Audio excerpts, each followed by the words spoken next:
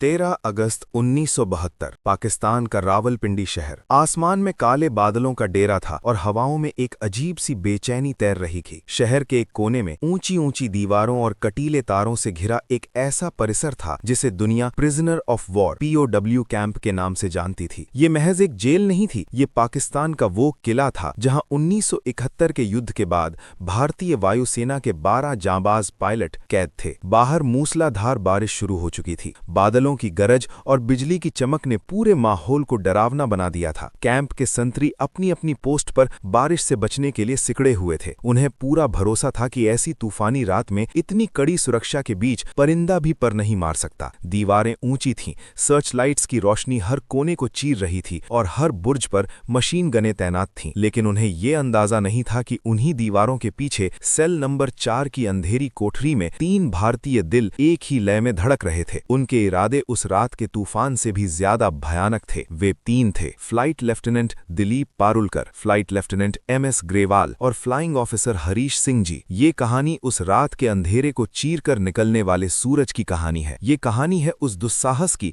जिसने दुश्मन के घर में घुसकर उसकी आंखों में धूल झोंक दी थी। लेकिन इस रात तक पहुंचने का सफर बहुत लंबा था। इसकी नींव उस दिन पड़ी थी जब आसमान में बारूद की गंध और जमीन पर खून के छींटे थे। आइए समय के पहिए को थोड़ा पीछे घुमाते हैं। तारीख थी 10 दिसंबर 1971। भारत और पाकिस्तान के बीच युद्ध अपने चरम पर था। सरहदें सुलग रही थीं और आसमान में मौत का खेल चल रहा था। पाकिस्तान के जफरवाल सेक्टर में एक विशाल वॉच टावर भारतीय सेना के लिए नासूर बन चुका था। ये टावर पाकिस्तानी सेना की आंख था, जहां से वे भारतीय फौज की हर हरकत पर नजर रख रहे थे और सटीक बमबारी करवा रहे थे। भारतीय वायुसेना ने तय किया कि इस आंख को फोड़ना जरूरी है। ये जिम्मेदारी मिली स्क्वाड्रन लीडर दिलीप पारुलकर को। पारुलकर, जो अपने सुखोई 30 फाइटर जेट को अपने शरीर का हिस्सा मानते थे, उनमें निडरता कूट कूट कर भरी थी। जैसे ही उन्होंने उड़ान भरी, उन्हें पता था कि वे मौत के मुंह में जा रहे हैं, लेकिन वतन का वास्ता हर डर से बड़ा था। उनका सुखोई बादलों को चीरता हुआ दुश्मन की सीमा में दाखिल हुआ। नीचे से एंटी एयरक्राफ्ट गनें आग उगलने लगीं। आसमान में धुएं के गुबार बनने लगे। पारुलकर का निशाना सटीक था। उन्होंने वॉच टावर पर हमला किया, लेकिन तभी दुश्मन की तोपों ने उनके विमान को घेर लिया। एक जोरदार धमाका हुआ। गोलियां उनके जेट के पिछले हिस्से को छलनी कर गईं। कॉकपिट में चेतावनी की लाल बत्तियां जलने लगीं। नियंत्रण हाथ से छूट रहा था। दिलीप ने आखिरी कोशिश की, लेकिन विमान अब एक जलता हुआ ताबूत बन चुका था। उनके पास सिर्फ एक ही रास्ता बचा था, इजेक्ट करना। उन्होंने लीवर खींचा और एक झटके के साथ वे हवा में उछल गए। पैराशूट खुला और वे धीरे धीरे नीचे आने लगे। लेकिन नीचे भारत की मिट्टी नहीं थी, वो दुश्मन की जमीन थी। जैसे ही वे जमीन पर गिरे, दर्द की एक लहर उनके शरीर में दौड़ गई। लेकिन शारीरिक दर्द से बड़ा खतरा सामने था। गांव वाले, जिनके दिलों में युद्ध की नफरत भरी थी, लाठियां और पत्थर लेकर उनकी ओर दौड़ पड़े। दुश्मन, मारो इसे की आवाजें गूंजने लगीं। एक निहत्था पायलट और सैकड़ों की हिंसक भीड़। दिलीप पारुलकर को बुरी तरह पीटा गया।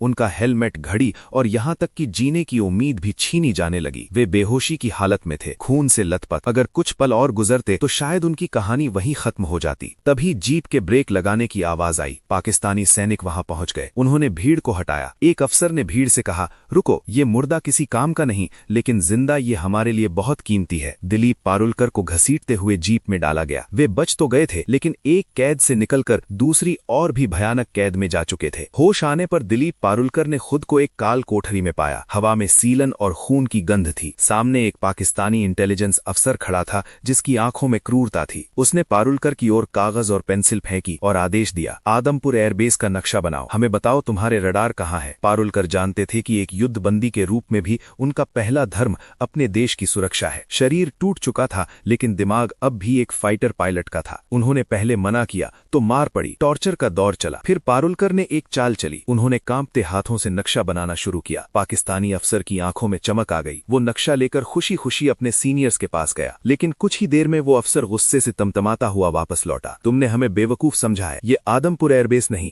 ये तो बॉम्बे एयरपोर्ट है। पारुलकर ने दर्द में भी मन ही मन मुस्कुरा दिया। उन्होंने दुश्मन को गुमराह कर दिया था। सजा के तौर पर उन्हें पूरी रात एक ही जगह खड़े रहने का हुक्म मिला। आदेश साफ था, अगर ये बैठा तो गोली मार देना। पहरे पर एक जवान तैनात था। पूरी रात पारुलकर के पैर कांपते रहे। आंखों के आगे अंधेरा छाता रहा, लेकिन उस पाकिस्तानी गार्ड के अंदर का इंसान अभी जिंदा था। जब कोई अफसर नहीं होता, वो धीरे से कहता, साहब बैठ जाओ, कोई आएगा तो मैं खास दूंगा। उस दुश्मन देश की जेल में मानवता की एक बारीक लकीर ने पारुलकर को टूटने से बचा लिया। दिन हफ्तों में बदले और हफ्ते महीनों में। पारुलकर को रावलपिंडी के मुख्य पीओडब्ल्यू कैंप में शिफ्ट कर दिया गया। यहाँ उन्हें अपने जैसे 11 और साथी मिले। सबने अलग अलग कहानियां जी थीं, लेकिन सबका दर्द एक था, गुलामी। कैंप का इंचार्ज था उस्मान हामिद। वो बाकी पाकिस्तानी अफसरों से थोड़ा अलग था। वो सख्त था लेकिन बदतमीज नहीं। शायद उसे इन पायलटों की बहादुरी का सम्मान था। उसने कैदियों के मनोरंजन के लिए एक कैसेट प्लेयर और कुछ किताबें दी थीं। उन्हीं किताबों के ढेर में एक पुरानी एटलस यानी नक्शों की किताब भी थी। उस्मान को सपने में भी अंदाजा नहीं था कि ये एटलस इन कैदियों के लिए मनोरंजन नहीं बल्कि हथियार बनने वाली थी। 25 दिसंबर 1971 क्रिसमस का दिन था, लेकिन कैंप में एक अलग ही खबर ने दस्तक दी। ढाका गिर चुका था। जनरल नियाजी ने सरेंडर कर दिया था। भारत युद्ध जीत चुका था। कैंप में खुशी की लहर दौड़ गई। सबको लगा बस अब कुछ दिनों की बात है, हम घर वापस जाएंगे। लेकिन दिलीप पारुलकर का चेहरा गंभीर था। वो राजनीति को समझते थे। वो जानते थे कि 93,000 पाकिस्तानी सैनिकों के बदले 12 भारतीय पायलटों का सौदा इतना आसान नहीं होगा। फाइलें मंत्रालयों में अटकेंगी, जिनेवा कन्वेंशन की दुहाई दी जाएगी और इस सब में साल लग सकते हैं। मैं इंतजार नहीं करूंगा, पारुलकर ने अपने साथियों से कहा। पागल हो गए हो दिलीप, युद्ध खत्म हो गया है, हम रिहा हो जाएंगे। एक साथी ने समझाया, रिहाई मांगी जाती है, आजादी छीनी जाती है। पारुलकर का जवाब स्पष्ट था। शुरुआत में किसी ने उनका साथ नहीं दिया, लेकिन धीरे धीरे मायूसी छाने लगी। रिहाई की कोई खबर नहीं थी। तब 2 और जांबाज आगे आए, MS ग्रेवाल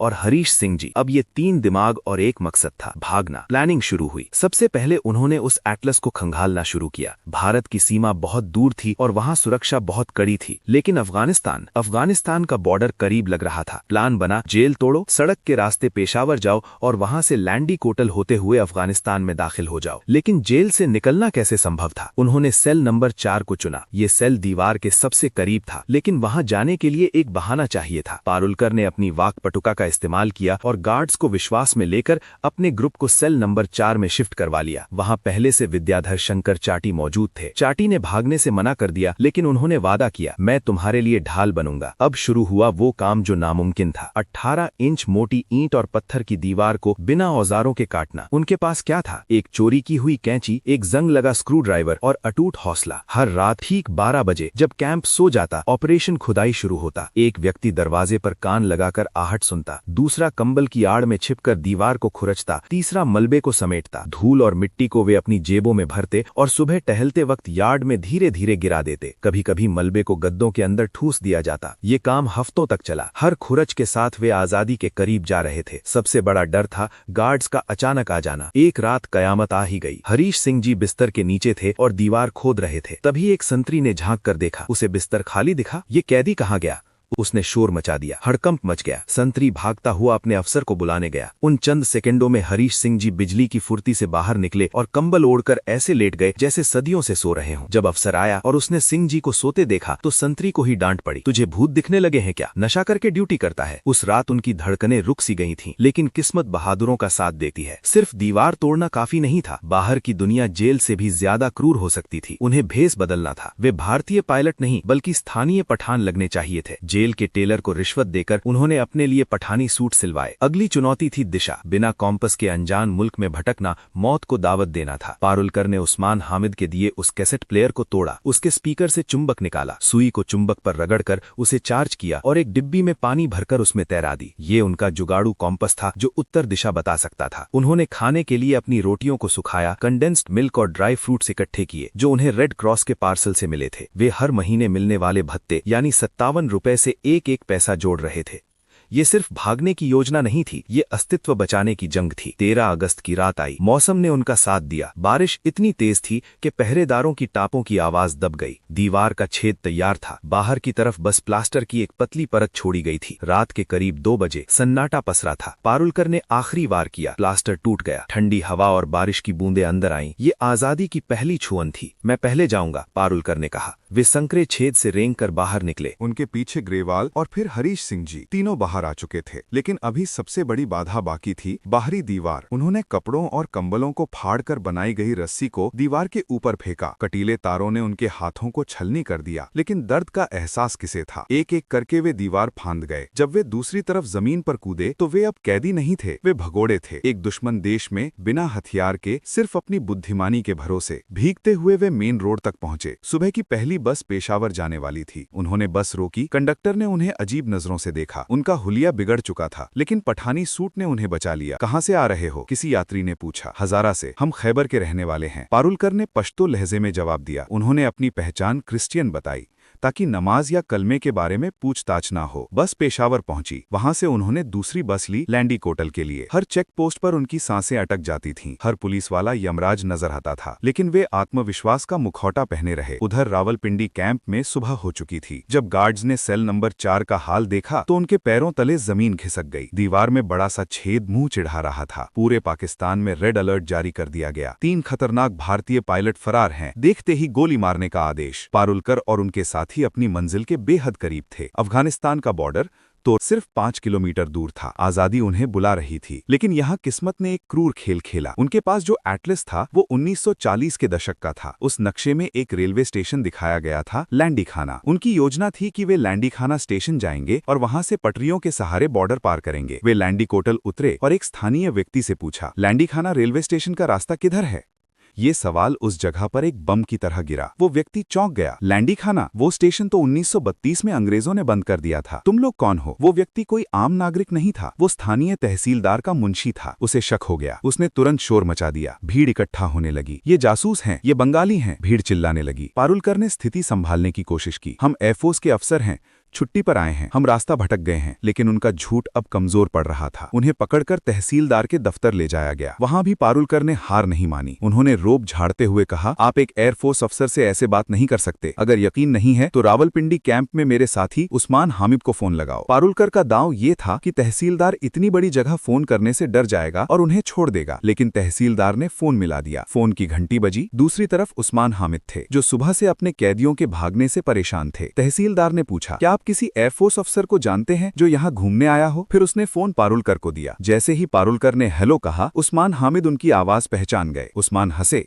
दिलीप, तुम वहां कैसे पहुंच गए? तुम तो कमाल के हो। लेकिन अब खेल खत्म। उस्मान ने तहसीलदार को आदेश दिया, इन्हें हिलने भी मत देना, ये हमारे मेहमान हैं। फोन कट गया और उसके साथ ही आजादी की वो डोर भी कट गई जो बस एक हाथ की दूरी पर थी। कुछ ही घंटों में सेना की गाड़ियां वहां पहुंच गईं। उन्हें वापस गिरफ्तार कर लिया गया। हथकड़ियां पहनाई गईं और भारी सुरक्षा के बीच वापस रावलपिंडी लाया गया। इस बार उन्हें आम जेल में नहीं, काल कोठरी में डाला गया। 30 दिनों तक उन्हें सूरज की रोशनी नसीब नहीं हुई। पैरों में बेड़ियां थीं, लेकिन उनकी आंखों में कोई पछतावा नहीं था। उन्होंने दुश्मन को बता दिया था कि भारतीय फौज को लोहे की सलाखें नहीं रोक सकती। उनकी इस हरकत ने पाकिस्तान सरकार को हिला दिया था। भुट्टो सरकार पर दबाव बढ़ने लगा। दुनिया को पता चल गया कि भारतीय कैदी किस हद तक जा सकते हैं। आखिरकार दिसंबर 1972 में शिमला समझौते के तहत युद्ध बंदियों की रिहाई का फैसला हुआ। वो दिन भी आया जब वाघा बॉर्डर पर लोहे के गेट खुले। सामने भारत का तिरंगा लहरा रहा था। हजारों लोग फूल और मालाएं लेकर खड़े थे। दिलीप पारुलकर, ग्रेवाल और हरीश सिंह जी ने जब अपनी धरती पर पहला कदम रखा तो उन्होंने झुककर मिट्टी को चूमा। ये सिर्फ घर वापसी नहीं थी, ये उस जिद की जीत थी जिसने मौत को भी चकमा दे दिया था। दोस्तों, इतिहास गवाह है कि जंग सिर्फ हथियारों से नहीं, हौसलों से लड़ी जाती है। रावलपिंडी का वो टूटा हुआ प्लास्टर और वो 18 इंच की दीवार आज भी शायद उन 3 जांबाजों की कहानी सुनाती होगी। वो एस्केप भले ही बॉर्डर पार न कर पाया हो, लेकिन उसने ये साबित कर दिया कि भारतीय शूरवीरों को कैद करना नामुमकिन है। अगर आपको ये कहानी पसंद आई तो उन वीरों के सम्मान में जय हिंद कमेंट जरूर करें। ऐसे ही अनसुने किस्सों के लिए चैनल को सब्सक्राइब करें और बेल आइकन दबाएं। मैं मिलूंगा आपसे अगली वीडियो में एक और रोंगटे खड़े कर देने वाली कहानी के साथ। तब तक के लिए अलविदा।